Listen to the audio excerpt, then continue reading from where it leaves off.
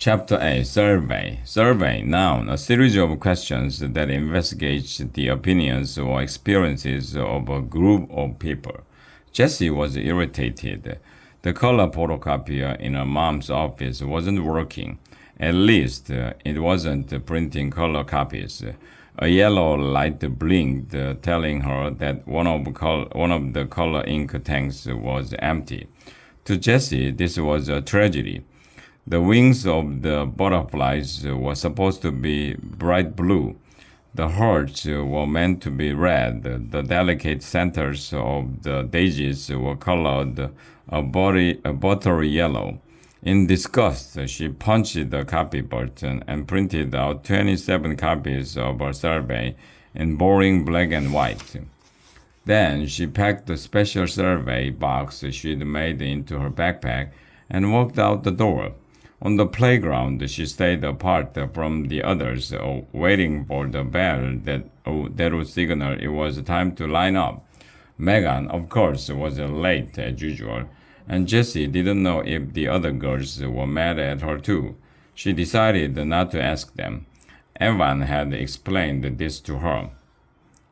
Asking people if they were mad at you sometimes made them even madder. Jessie wasn't the only one keeping to herself that morning. David Krikorian was also on his own, wandering along the edge of the playground, picking up rocks and talking to himself. Eventually, he walked his way around to where Jessie was standing, waiting for the bell. "What's that?" he asked, pointing at the stack of papers that Jessie held to her chest. "Nothing," said Jessie. "It can't be nothing," said David. "Just say Nanya if you don't want to talk about it." "Okay, Nanya. Why?" asked David. "Is it a secret?" Jessie thought about that. It wasn't a secret, but it was about a secret. Or really a whole lot of secrets. Jessie had that uncomfortable feeling that she was about to mess around in something she didn't really understand. Maybe David could help her figure it out. "Well, it's a survey, a bunch of questions. Everyone in the class fills one out, anonymously, and then I add everything up and hand out the results. In my newspaper, it's going to be the front page story." "A survey about what?" He seemed really interested, and Jessie felt encouraged. Maybe this was a good idea. "Love," she said. "The survey asks if the person likes anyone. Likes. Anonymously. Obviously, no one's going to say out loud if they like someone else." She looked at David closely to see if he agreed with this statement. "Obviously," he said, looking up at the sky. "And then there are some other questions too. You want to see?" Survey 1. Do you have a crush on someone? 2. Is this someone in 4? 3. Does the person know you have a crush on them? 4. What's the best way to tell someone you have a crush on them? Circle 1. Tell them yourself. Ask a friend to tell them. Write a note. Other, please specify. Write the name of a person you have a crush on. Hint, disguise your handwriting. "Sure," said David, but he shrugged one shoulder casually, as if to say that he didn't think the topic was really worth talking about. Still, when she handed him the top sheet from her stack, he readjusted his glasses and started to read with lightning speed. When he got to the bottom of the page, his eyes went right back to the top and started reading again. "Mrs. Overton is never going to let you pass this route," said David, giving the sheet back to Jessie as if it was a losing hand in gin rummy. "I'm going to convince her," said Jessie. "It's my extra credit project for math." Finding practical ways to use decimals, she can't argue with that. "Yes, she can," said David, his lip curling just a little at one end. "She's the teacher. She can do whatever she wants." This was so true. Teachers did get to do whatever they wanted. Still, Mrs. Overton was pretty fair, fairer than most. She couldn't say no to a project that involved the whole class and decimals. Could she? Jessie was even planning to make a pie chart once she had collected the data. A pie chart. Mrs. Overton loved the pie chart almost as much as she loved the poems. But when they trooped into the classroom to begin the day, Mrs. Overton wasn't there. Instead, Mrs. Finney was sitting behind Mrs. Overton's desk, and the hearts of all the kids sank. Mrs. Finney was by far the worst substitute teacher. She was old and sour and hardly paid any attention to what was going on in the classroom. She also sent more kids to Mrs. Fletcher's office than all the other substitute teachers combined. Jessie couldn't figure out why the school kept hiring her. It must be because she was available at a moment's notice. Settle down, bellowed Mrs. Finney as the students walked into the classroom. We are not even making any noise, thought Jessie. She took her chair down from her desk, then walked up to Mrs. Finney with a survey held tightly to her chest. For some strange reason, David walked up right behind her.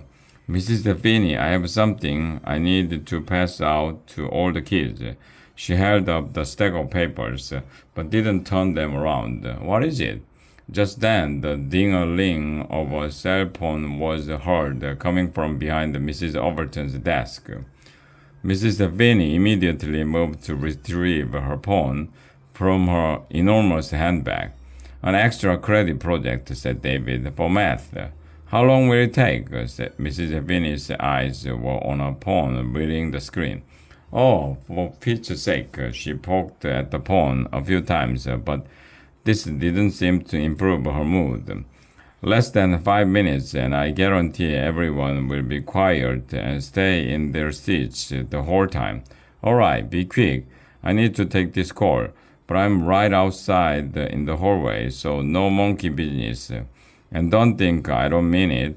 She sailed out into the hallway with the phone already at her ear and closed the door behind her. Jessie looked at David, who looked right back at her.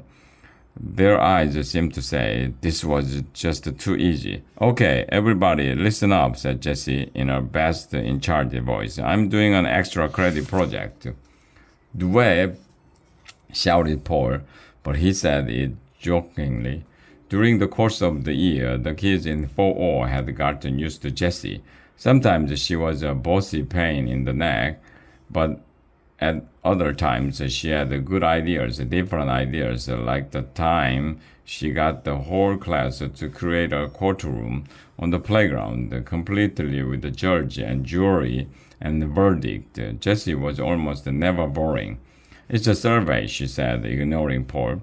And everyone has to fill one out, but don't write your name, and when you are done, fold your paper up a bunch of times and put it in this special box. Jessie showed them a shoebox with the lid taped on and a thin slot cut into the top.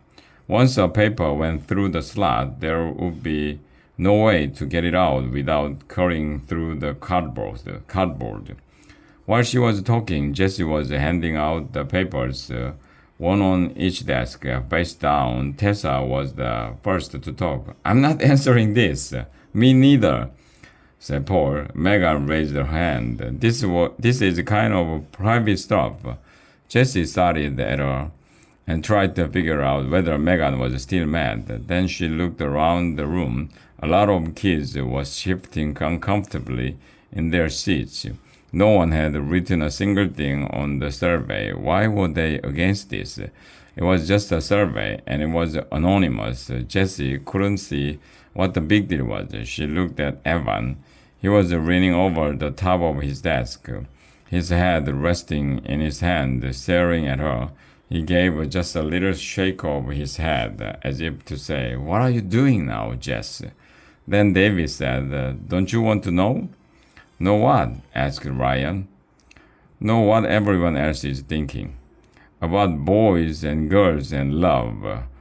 That got most of the class laughing and calling out, "Love!" hurried Scott Spencer, slapping his desk. "Oh, LOOOOBE.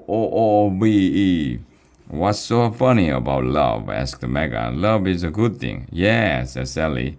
"Everybody should love everybody." "I don't love anyone," said Christopher, "and no one can make me." "So what's the big deal?" asked Jesse. "Just write that down in the survey and hand it in."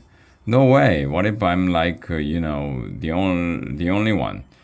He looked around the classroom and his eyes got big and he wasn't laughing anymore. The class grew quiet when he said that. It was as if each kid was thinking the same thing. Am I the only one? David broke the silence. "So, don't you want to know?"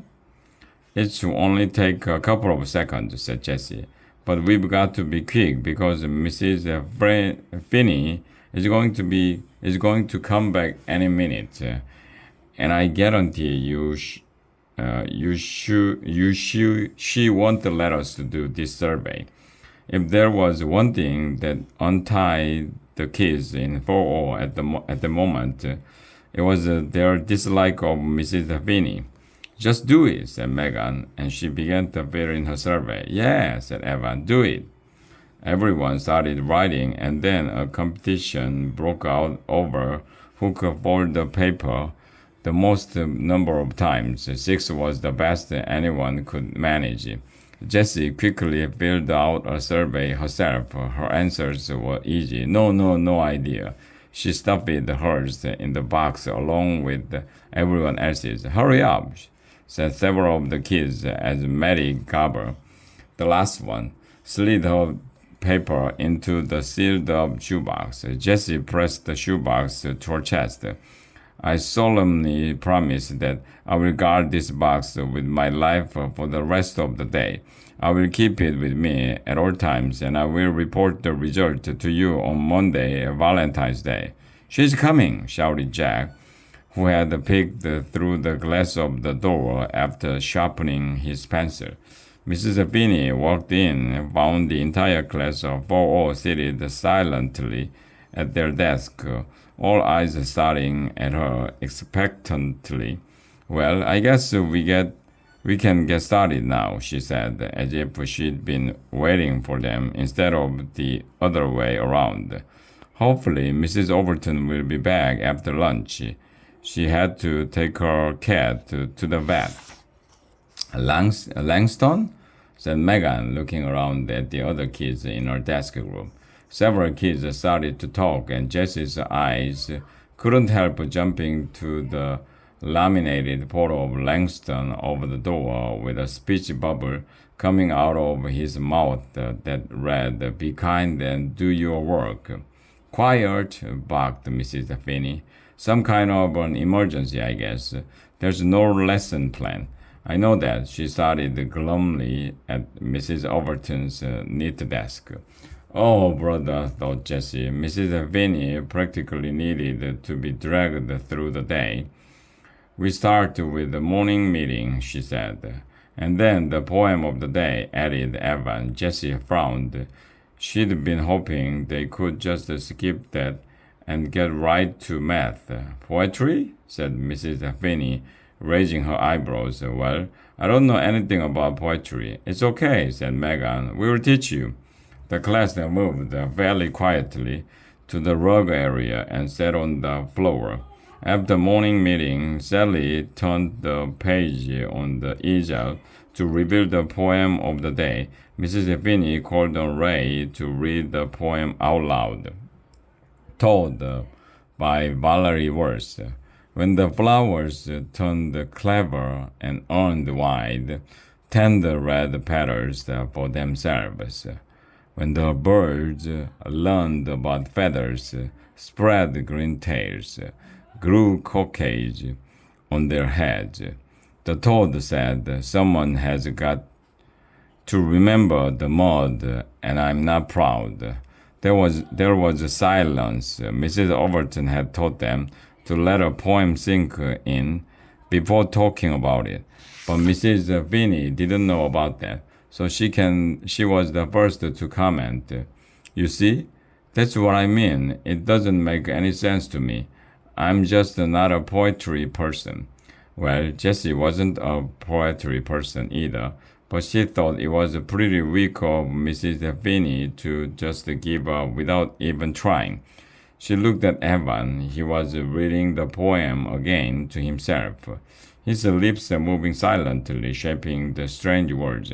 Megan raised her hand. The flowers are kind of selfish, she said. They're just thinking about themselves. What's a cockade? Asked Christopher. I have no idea, said Mrs. Finney. She didn't move from her seat. We have a dictionary, said Jessie. Well, feel free to look it up if you want, said Mrs. Finney. Jessie stood up, exasperated, as Evan raised his hand and asked, why does someone have to remember the mud? Jessie noticed that he wasn't directing his question at Mrs. Finney.